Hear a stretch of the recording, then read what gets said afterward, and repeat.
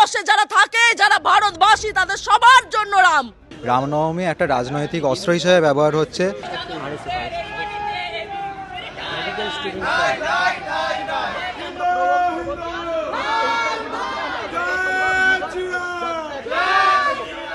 যাদবপুর বিশ্ববিদ্যালয়ে রামনবমী ঘিরে উত্তেজনা, স্লোগান পাল্টা স্লোগান ক্যাম্পাসে।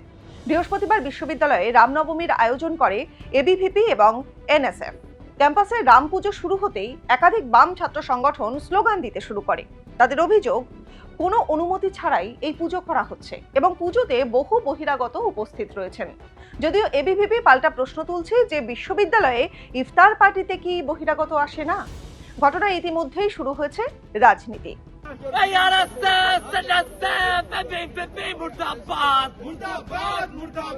রামনবমী একটি রাজনৈতিক কর্মসূচি হিসেবে পালন হচ্ছে, কোন ধর্মীয় উৎসব হিসেবে পালন হচ্ছে না।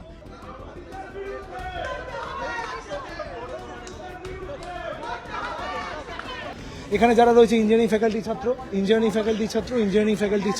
দে আর অল ইঞ্জিনিয়ারিং ফ্যাকাল্টি ছাত্র, ফেডস টু ডিপার্টমেন্ট। এখানে কে বাইরে আছে?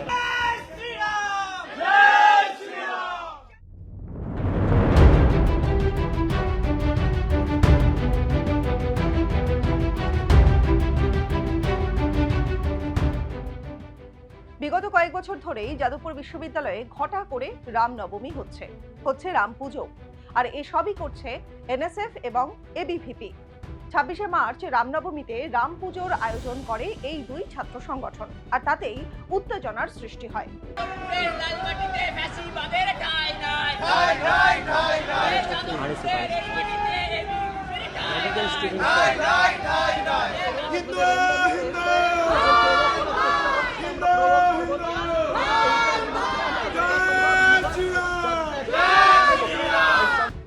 এদিন বিশ্ববিদ্যালয়ের ক্যাম্পাসে পুজো শুরু হতেই বিভিন্ন বাম সংগঠন স্লোগান দিতে থাকে। পাল্টা স্লোগান আসতে শুরু করে এনএসএফ এবং এবিভিপির তরফ থেকেও। যাদবপুর বিশ্ববিদ্যালয়ের উপাচার্যকে প্রশ্ন করা হলে তিনি জানান যে কোনো অনুমতি নেওয়া হয়নি। পাল্টা অনুমতি দেওয়া হয় না বলে পাল্টা অভিযোগ করছেন পুজো উদ্যোক্তারা। রামনবমী উপলক্ষে যাদবপুর বিশ্ববিদ্যালয়ে শুরু হয়েছে রামের পুজো। অন্যদিকে দাঁড়িয়ে এবিভিপি যখন পুজো করছে, বিভিন্ন বাম ছাত্র সংগঠন তারা অভিযোগ তুলছে এখানে কোনো রকম পারমিশন নেওয়া হয়নি। পাল্টা এনাদের দাবি যে যখন ইফতার পার্টি হয় তখন বাইরে থেকে কি লোক আসে না। অন্যদিকে দাঁড়িয়ে বিশ্ববিদ্যালয়ের উপাচার্য তিনি বলছেন যে ভার্বালি কিন্তু কথা বলা হলেও ফর্মালি অর্থাৎ রিটেন কোনো পারমিশন নেওয়া হয়নি, আর এ নিয়ে শুরু হয়েছে জোর চর্চা। ফর্মাল পারমিশনও দেওয়া হয়নি, ভিসি বা রেজিস্ট্রারের থেকেও কোনো ফর্মাল পারমিশন নেই। তো সেই হিসেবে ওরা করছে। এখন ধর্মাচরণে আমরা কখনোই বাধা দেই না, কারণ আমরা এখানে সবসময় এটা চাই যে যাদবপুর ইউনিভার্সিটি সবসময় একদম ওপেন থাক। হ্যাঁ, সেকুলার মানে হচ্ছে সবাই তার নিজের ধর্ম অনুযায়ী চলতে পারবে, তো সেই হিসেবে তারা চলছে, আমরা কখনো বাধা দেই না।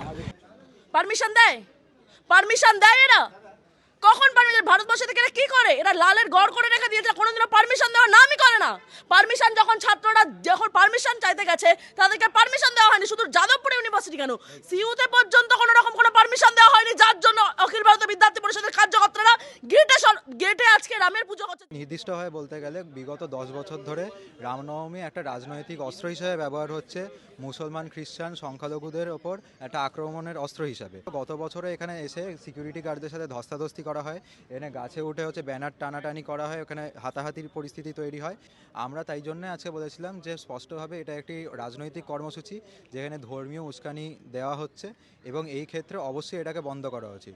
রামের পুজোতে এখানে সবাইকে আহ্বান করা হচ্ছে, সব রাম সবার। রাম ভারতবর্ষে যারা থাকে, যারা ভারতবাসী, তাদের সবার জন্য রাম। রামের পুজোতে সবাই আসবে। এদিন শুধুমাত্র যাদবপুর বিশ্ববিদ্যালয়েই নয়, একই অবস্থা দেখা যায় কলকাতা বিশ্ববিদ্যালয়েও।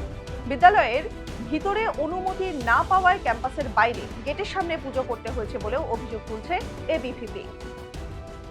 গেটে আজকে রামের পুজো হচ্ছে, যেভাবে সরস্বতী পুজো হয়েছিল স্কুলের বাইরে বের করে দিয়েছিল সরস্বতী ঠাকুরকে, মা সরস্বতীকে, বিদ্যাদেবী যিনি তাকে বের করে দিয়েছে, সেভাবে আজকে সিইউতেও পর্যন্ত সেখানে যিনি বিসি আছেন তিনি কোনো রকম পারমিশন দেননি, তার জন্য রামের পুজো মর্যাদা পুরুষোত্তম শ্রী রামচন্দ্রের পুজো গেটের বাইরে করতে হচ্ছে।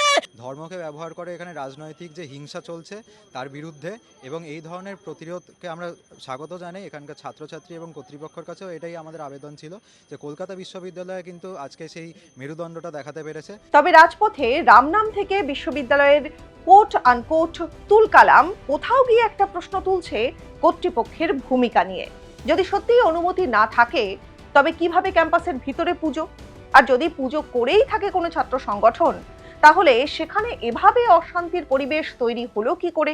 স্লোগানিং পাল্টা স্লোগানিং চললো যাদবপুর বিশ্ববিদ্যালয় জুড়ে। একদল বলছে যে পারমিশন নেওয়া হয়নি, আরেক দল বলছে পারমিশন নেওয়া হয়েছে। তবে স্বাভাবিকভাবেই প্রত্যেকবার যখন মহারামনবমীর এই পুজো হয়, স্বাভাবিকভাবেই উত্তপ্ত হয়ে ওঠে যাদবপুর বিশ্ববিদ্যালয়। এবছরও তার অন্যথা হলো না। ক্যামেরায় বাপন সবার সঙ্গে শুভজিৎ চক্রবর্তী, এই সময় লাইভ, কলকাতা।